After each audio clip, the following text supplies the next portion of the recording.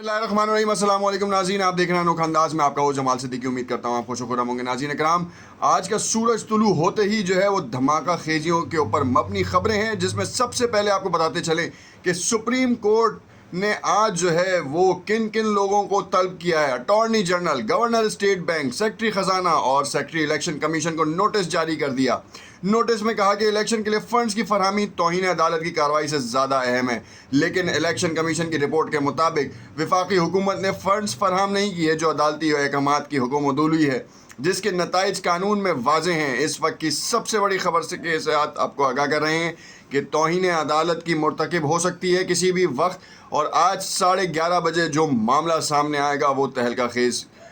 ख़बर पे ऊपर मबनी होगा। मगर दूसरी जानिब आपको बताऊं कि एक मुफ्ती साहब को इस वक्त जो है वो शरई कवानीन याद आ गए हैं, और ऐसे वक्त में याद आए हैं जब इमरान खान के बयानिए के लिए जो है कोई ना कोई तदबीर इख्तियार की जा रही है, और अब जो है वो उनकी शादी के ऊपर जो है वो एक कट्टा खुलना शुरू हो चुका है कि उनकी शादी जो है वो शरई थी या नहीं थी, और अब इसके हवाले से नाअहल करने के लिए एक नया मुकदमा पेश किया जा रहा है और उसके ऊपर समाअत भी हो रही है। खैर, अदालत का फ़ैसला है, जिसमें मुफ्ती सईद ने जो कुछ कहानियाँ की हैं उसके ऊपर तो हम बात कर सकते हैं, मगर फ़ैसला अदालत का आएगा। नाज़रीन, तफसीलात में जाने से पहले बहुत सारी खबरें हैं। तफसीलात में जाने से पहले आपसे इल्तमास करेंगे कि अगर आपने चैनल को लाइक एंड सब्सक्राइब नहीं किया तो उसे लाइक एंड सब्सक्राइब कर लें, ताकि आने वाली तमाम वीडियोज़ के नोटिफिकेशन आपको मिलते रहें। नाज़रीन कराम, आपको मालूम है कि फ़ंड्स का इजरा होना था, सुप्रीम कोर्ट का ऑर्डर था, वजारत ख़जाना को जो है फ़ंड्स का इजरा करना था। वफाकी काबीना का इजलास हुआ,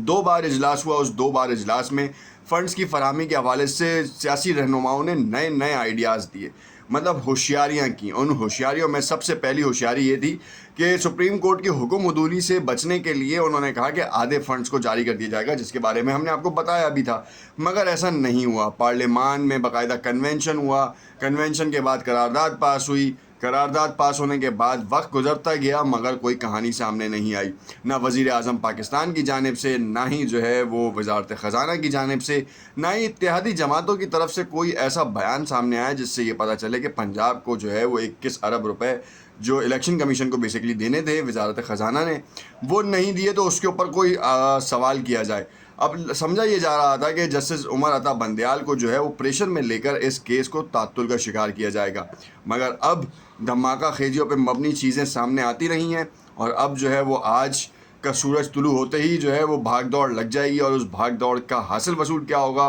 वो हो सकता है कि आज ही जो है समाअत ऐसी हो जाए कि जिसके ऊपर फ़ैसला भी आ जाए, नहीं तो गुज़िश्ता 2 दिन बाद जो है वो इसके ऊपर फ़ैसला आ सकता है, क्योंकि ये जितना अर्जेंट बेसिस के ऊपर केसेस है, उसी अर्जेंट बेसिस के हवाले से ही चीज़ें सामने आ रही हैं। खैर, आपको बताएं कि नोटिस में जो कहा गया था कि इलेक्शन कमीशन के लिए फ़ंड्स की फरहमी तौहीन अदालत की कार्रवाई से ज़्यादा अहम है। अब यहाँ पे एक चीज़ आपको गौर करनी चाहिए कि जो कहा गया है नोटिस में कि इस वक्त चीफ जस्टिस ऑफ पाकिस्तान बाकायदा मामलात को अफ़हाम व तफ़हीम से हल करने के लिए ज़ोर दे रहे हैं। वजारत ख़जाना को,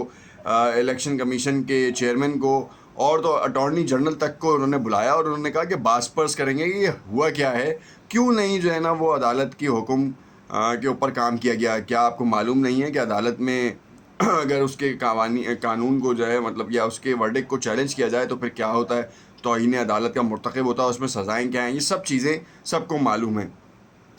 इस्तफसार करने के लिए उनको बुलाया है। चीफ जस्टिस ने तमाम अफसरान को 14 अप्रैल यानी कि अब से कुछ देर बाद जो है चैम्बर में तलब किया। गवर्नर स्टेट बैंक तक को दस्तियाब वसाइल से मुतालिक तमाम तफसीलात भी हमरा लाने का हुक्म दिया। अदालत ने सेक्रेटरी ख़जाना को भी तमाम रिकॉर्ड साथ लाने की हिदायत करते हुए इस्तफसार किया, बताया जाए कि सुप्रीम कोर्ट के अहकामात पर अमल क्यों नहीं हुआ। यहाँ पर मैं आपको बताता चलूँ कि अदालत 12 बजे नहीं लगी, अदालत ने वक्फ़ा लिया,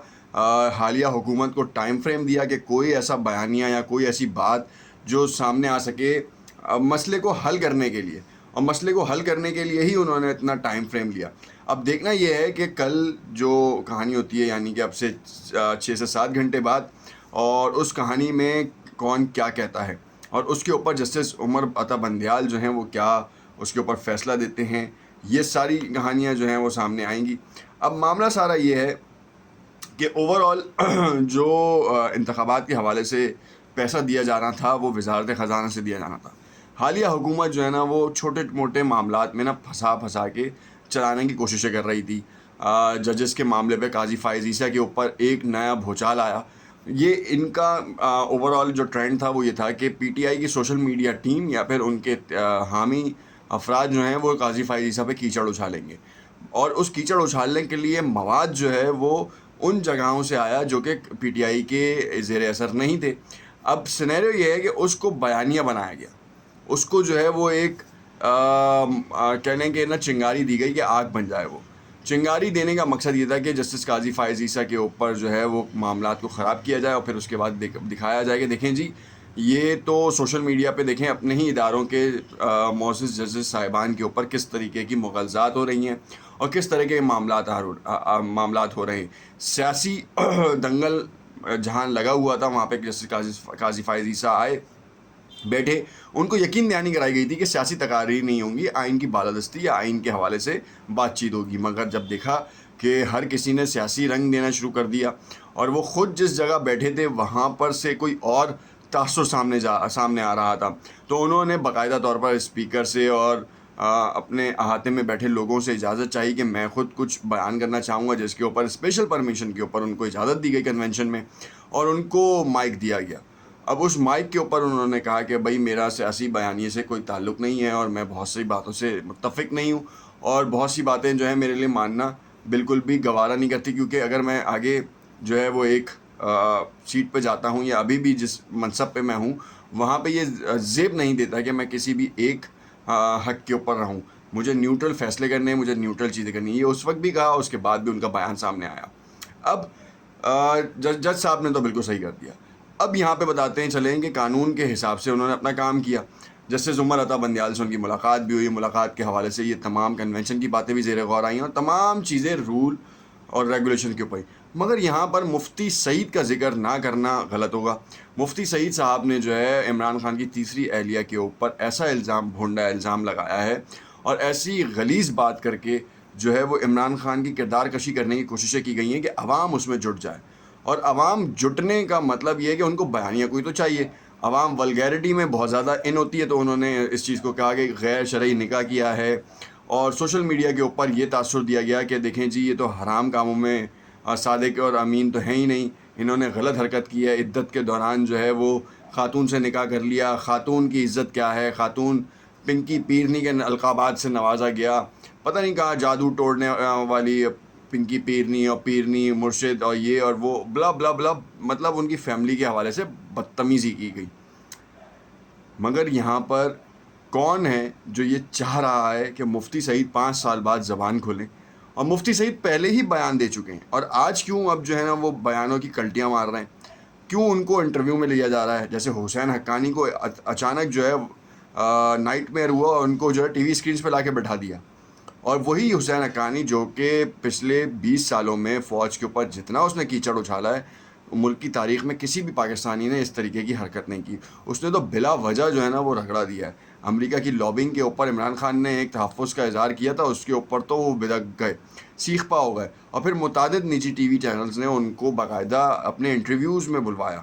تو کیا ان کے اوپر پابندی نہیں تھی؟ کیا ایسے شخص کو جو کہ ہمارے اداروں کے اوپر اس طریقے کا بھی الزام لگا رہا ہے وہاں بیٹھ کے،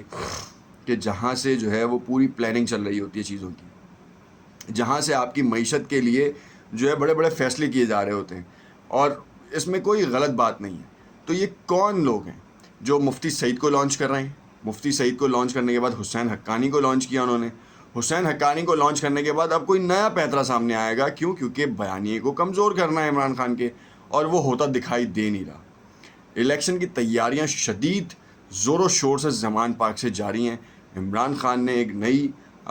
کہانی بھی سامنے لے کر آئے ہیں، وہ اپنی نیکسٹ ویڈیو میں بتائیں گے آپ کو، مگر اس وقت 11:30 بجے کا انتظار ضرور کیجیے گا۔ سپریم کورٹ جب ہیئرنگ کرے گا تو بڑے معاملات کھولیں گے۔ کمنٹ میں اپنی رائے سے ضرور آگاہ کیجیے گا۔ شکریہ۔